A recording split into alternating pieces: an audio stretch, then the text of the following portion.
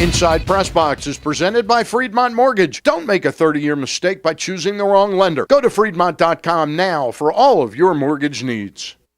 And welcome to another edition of Inside PressBox. I'm your host, Stan the Fan Charles, and we thank you for tuning in to this week's edition of Inside PressBox. We'll talk to the man who each March has the unenviable task of getting all 30 NFL teams to send someone to represent them at the Ed Block Courage Awards. Their banquet comes up Monday at Martin's West, and we'll talk with Paul Mittermeier. The Orioles' long spring training is just now at the halfway mark.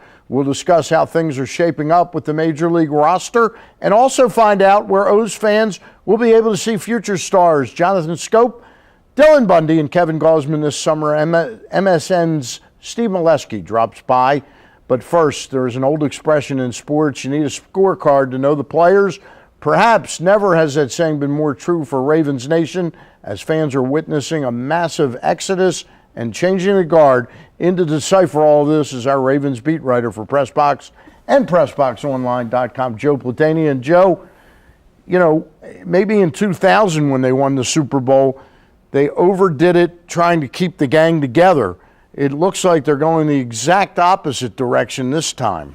It's two different approaches. They played a credit card football back then, kept the band together for one more run at a Super Bowl title, and then blew up the roster around this time in 2002. And now it appears that they would like to repeat, of course, but not with the exact same cast. They want to look ahead to what the salary cap is going to be like in a couple of years. They want to plan ahead a little bit and get younger and cheaper at the same time. You know what's fascinating is we talk about they want to repeat. There's no question you want to win again. But they did a good job at that State of the Ravens address to say, we're not really thinking about repeating. What we're thinking about is building a solid football team and then kind of letting the chips fall where they may. Right. Steve Bisciotti at that annual year-end press conference says he doesn't want windows to open and close on this team, which is what can happen in the salary cap era. So they plan ahead for what the salary cap is going to be like in 2014, 2015, and beyond. It's going to be rather flat, not going to go up very much. Matter of fact, it didn't even go up much this year, although it did go up more than expected. So they got an eye on the future while maybe in the minds of some of the fans sacrificing the present, because what the fans see is a championship, and what the fans would love to see are back-to-back championships. It's just that the Ravens wanted to win it with the same cast in 01, and as much as they'd like to win it again now, they're just not going to have the same cast, obviously. Joe, as we're hearing these moves made in this day and age in National Football League free agency, it's done like at the snap of your fingers. Is any of this attributable to supposedly some disrepute in the locker room midway through this season? Yeah, that's been a well-documented story about the Halloween morning. One player called it a mutiny, where Harbaugh brought the guys back from the bye week and said we're going to practice in pads. And the guys that voiced their opposition to that, most of them are no longer on the team. So that's a theory you can float out there, and it does seem plausible. But you can probably combine that with the desire to get younger, get cheaper, and get faster. I think that's why the defense has taken more of these hits than the offense. This defense was not a very fast defense last year. I've said it on this show more than a few times. The one guy on this team who could run all day, as they say, was Donnell Ellerbe. That's why he was a priority to bring back. Is your guess that Dean Pease, as defensive coordinator, obviously he doesn't have the clout that John Harbaugh has, but do you think some of these defensive moves that are being made with letting certain people go are being made with his blessing? I don't know about blessing, but I'm sure he had a say in it. Of course, it's his unit. He was defensive coordinator for the New England Patriots team that went 18-0 and lost Super Bowl 42. So he's certainly got a good track record there. He got a good track record at the college level. And what he did with the 2012 Ravens defense that was riddled with injuries and poor tackling, especially early in the season, I think that was a coaching job for the ages.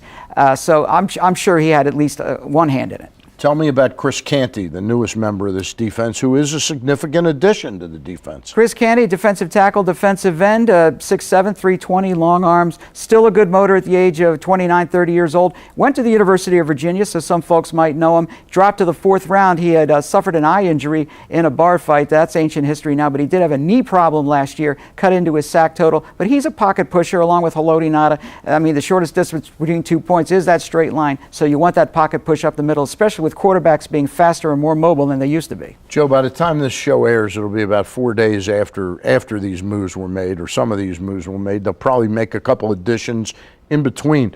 But I'm hearing a lot of knee-jerk fans calling the talk shows saying, well, they're going to change this from a defensive team to an offensive team. I find that kind of hard to believe that they sat there and said, hey, let's become more of an offensive team. It seems like in this day and age, it's just hard to balance the finances put on each end of the ball. That's very, very true. I mean, you want to strike a fine balance between offense, defense, and special teams. Let's not forget that with John Harbaugh's background and the fact that the Ravens, according to the annual Dallas Morning News survey of special teams units, the Ravens ranked third last year. That's the highest ranking they've ever had in that survey. But as far as the usual offense-defense balance, yes, it's very, very tough to get both sides to act in concert. But then again, think about all the years the Ravens were in the wilderness with a less than mediocre offense. They want to boost that and get the yards up and get the fan interest up as much as they can, because in the superficial society, yards and points are what people see. All right, one real quickie. We got less than 30 seconds. Will they add a veteran receiver now that could play the role of Anquan Bolden? I think if they can find a guy who can move the chains, be physical, and be a good blocker, and sure, do what Anquan Bolden did, but younger, cheaper, and a little faster, yeah, they'll jump on that. All right, he's Joe Platania. We thank him for coming back and talking to us about the Ravens. When we get back, we'll turn our attention quickly to the Baltimore Orioles with Steve Molesky of Masson, so don't touch that dial. Inside PressBox is presented by Friedmont Mortgage. Don't make a 30-year mistake by choosing the wrong lender. Go to Friedmont.com now for all of your mortgage needs.